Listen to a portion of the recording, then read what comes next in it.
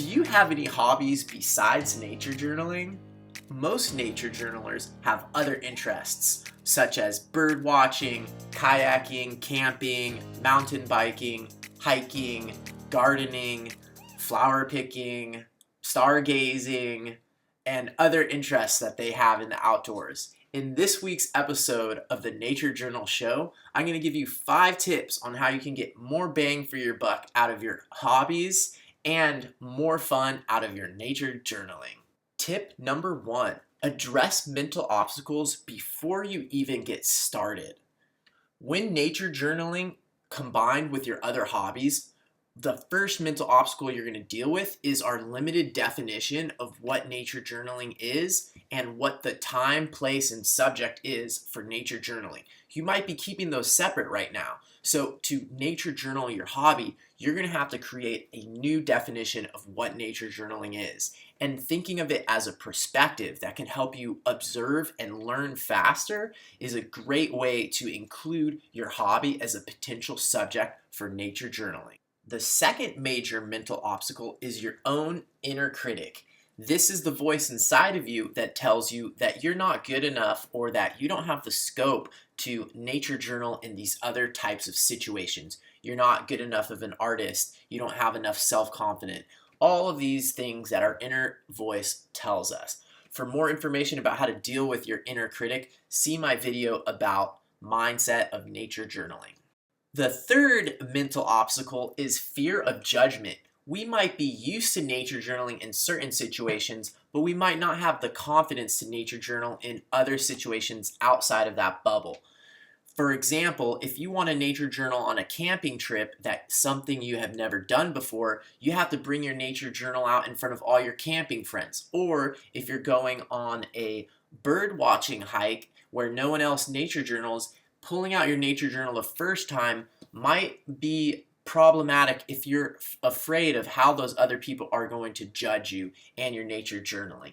I talk about how to deal with fear of judgment in the mindset video, but the main thing is to tell everybody that you're focused on the process, not on the product. If you're not worried about people judging your finished page, then you're much more likely to be able to nature journal in this new setting. The fourth mental obstacle, and perhaps the most difficult to deal with, is routines and ruts. To create a new routine is not easy, and once you have routines or ruts that are already in place, it's hard to change them. So if you have another hobby that you're used to doing a certain way and you're used to doing your nature journaling in a certain way, it's going to be hard at first to create a new routine. Check out my mindset video for more ideas about how to create a new routine, but start small at first, focus on the process, and you'll get it with time. The second major tip to help you nature journal your hobby is to simplify your kits. If you think about it, we're about to combine 2 hobbies. Most hobbies have a lot of gear and equipment and tools that go with them. So you're going to have to compromise these 2 things and find the most essential from each one so that you don't have too big of a kit. Tip number 3, nature journal the most essential aspects of your hobby.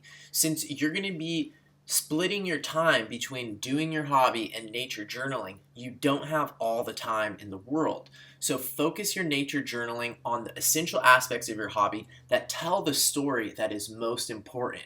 You can also choose to nature journal what is available. So for certain hobbies, there's going to be certain aspects that are easier to show than others. I nature journaled while fishing, so it was easier to draw the lures and the equipment than to draw the fish or the action of fishing. Tip number 4, use the nature journaling techniques that are best suited for your hobby. Would a collection be a useful nature journaling strategy for your hobby? If you're mushroom hunting, maybe it would be great. What about change over time? That could be really great if the hobby you're nature journaling is gardening. Or a comparison. So think about what are the nature journaling strategies such as a map or a cross section or a diagram. What are the nature journaling strategies that would best be applied to your particular hobby? Tip number 5, switch roles. if you're having trouble finding a balance between actively participating in nature journaling and actively participating in your hobby, try switching roles. With fishing, for example, if you went on a fishing trip with a friend and instead of fishing the whole time, you nature journaled while your friend fished, you would be able to get a lot more nature journaling in. So try switching roles in that way, and you can try what's called participant observation, where you in many ways are a participant, but you're also removing yourself a little bit so you can get some more observation in. Now that you have 5 tips to help you nature journal combined with your other hobby, let me share a little bit about my experience nature journaling while I was fishing. I have done a fair amount of nature journaling in different circumstances, and I've nature journaled other people doing things such as fishing, but for a really long time I wanted to combine nature journaling with some of my other practices such as fishing and see what it would be like to bring a nature journal along with me on a fishing trip. So that's what I did today, and I must admit it was not easy. I've been thinking about it for a long time and I keep procrastinating doing it. There's a lot of water and mess involved in fishing, and those don't go well with paper. So I finally did it today because I wanted to make this video. I know a lot of people are interested in other hobbies that I think they could enjoy so much more if they were applying their nature journaling, but it's not easy. I know once I got out there, I kept struggling between when to nature journal and when to fish, and a lot of the times I felt this need to keep fishing and to procrastinate the nature journaling part.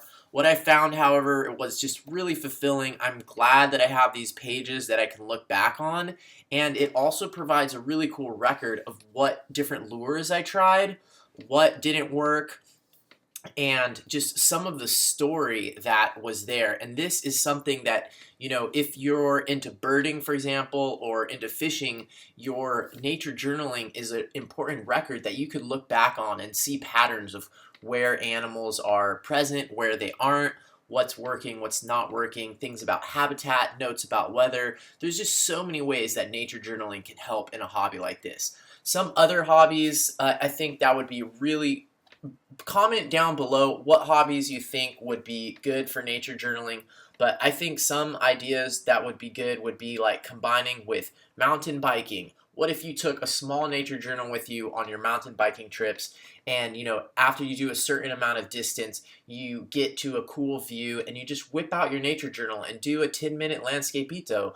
What a cool way to combine 2 hobbies. Some other hobbies that I think would be great, obviously a lot of people who are doing bird watching have already learned about nature journaling, but there's other hobbies. Camping would be a great one. Gardening is something that I'm going to do a whole video about.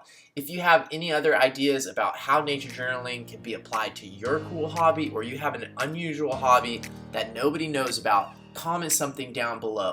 And if you got value or learned something new or thought a little bit differently from watching this video, give it a thumbs up and subscribe to the channel. If you can't wait all the way until next week for the next episode of the show, check out these 2 videos here.